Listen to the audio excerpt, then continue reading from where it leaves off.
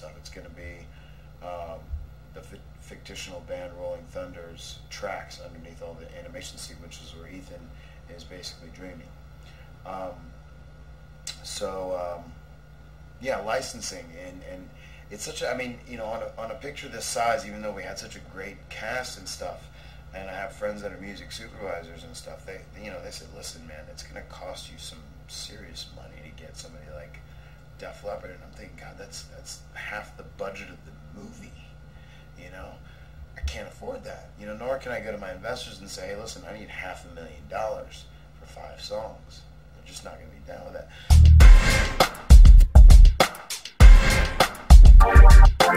Like I was saying before, American Cowslip's actually the third picture I've directed and one of several that I've photographed. In terms of music, it's vastly different than my first 2 pictures. Sweet Thing, which I made about 10 years ago, it's a drama. And longtime partner and composer William Tavernier and I wrote the score for that, and it was a very dramatic, beautiful score. Intoxicating, which I made about 4 years ago. It stars Eric Roberts and John Savage and Kirk Harris, and a couple of other really great actors. Was a strange sort of another anomaly in a sense, in that it was a very low budget picture. We shot it on Super 16 film. It's loosely based off My Cousin, and it's about a doctor with a drug problem.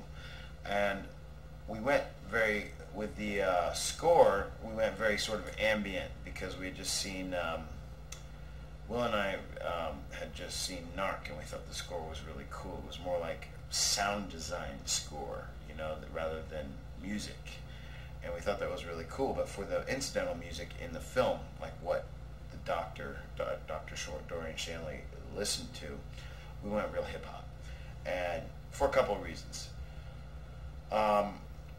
We had access to, I mean, I'm not going to lie, I'm going to tell you, it was very pragmatic to go hit hip-hop, because at the time I had a lot of hip-hop connections. We knew a guy who could get us to Coolio and Brother Marquise of 2 Live Crew, and Tupac's brother Mopreem Shakur, who used to be in the Outlaws, and Medusa, who I'm a big fan of.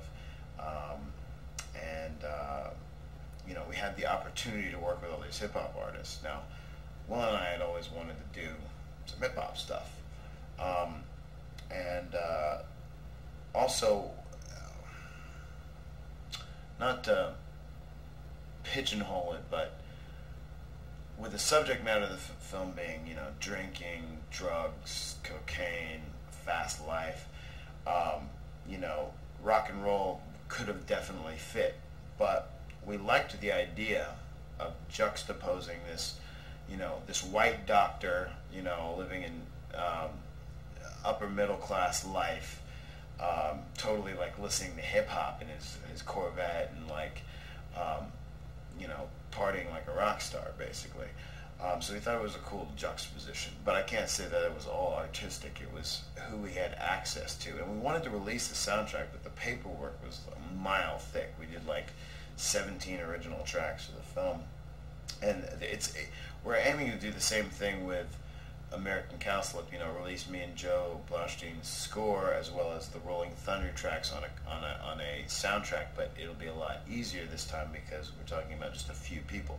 On a hip hop track, for instance, you may have 2 producers, me and William, plus, you know, 4 artists, you know, either rapping or contributing or performing. I mean, so you're talking about 6 pieces of paperwork just for the publishing, and then 6 pieces of paperwork just for the well, I guess there was no mechanical, but, you know, just like tons of paperwork for 17 tracks. It was ridiculous, you know, and you have to file that stuff with ASCAP and the taxes. I mean, it's crazy. It's going to be a little bit more contained on American Cowslip. Also, Will and I's studio got a lot bigger. We have you know, still not big, it's still a boutique place, but we were recording vocals in a closet back then. Now we have a booth, you know, so, yeah, we're going to be a little bit more organized this time.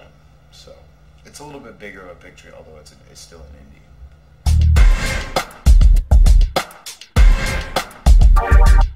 I think if I were in a very popular band, you know, I would be open to lending my music for back end, you know, like back end participation, box office bonuses and so forth, because a lot of the time a movie can't afford the music up front, but it's great promotional material for your band, no matter how big you are. Like, I'm thinking about what Garden State did for 07. They're already a great band. They're fairly well established, but they got a lot bigger after Garden State came out. Now, I'm not saying a band like Def Leppard needs any help, but it's just another platform for you to stand on. I think of the Virgin Suicides and what it did for the French band Air. They sold so many more albums after that. So if you're already out on tour and then you come out in a movie that's indie and it's cool, you could take some back in instead of $200,000 to $500,000. Now, we never approached Def Leppard because we couldn't afford them. And who knows, they might have been totally cool about it. We didn't approach Van Halen either. I did go after the band The Cult because I love The Cult. They were one of my favorite rock bands of all time. And the manager, Tom something or other, literally just emailed me back one line: "This is not for The Cult," which is funny because I sat with Billy Duffy. We wouldn't remember this, but at Starbucks like 3 years ago, and told we had a cup of coffee. I just bumped into him. I was like, "Hey, I really love The Cult, man." And he's like, "Hey, sit down, mate." We sat there and talked for a little bit. And I think a lot of the time management can actually, it doesn't matter whether you're an actor, it doesn't matter whether you're a performer or a musician or whatever. Management, agents, stuff like that, they will literally block the artist from something they may want to do. Because last time I checked, although I think they're probably one of the greatest rock and roll bands of all time, they could actually use a little bit of promotion right now, but the guy, in just one word: "This is not for The Cult."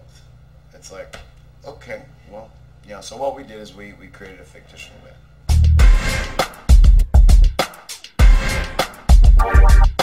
Very likely American Cowslip will start being seen in the summer of 2008. What we're planning on doing is, I'm hoping we get into the Toronto Film Festival, which is a really great film festival, and market for films.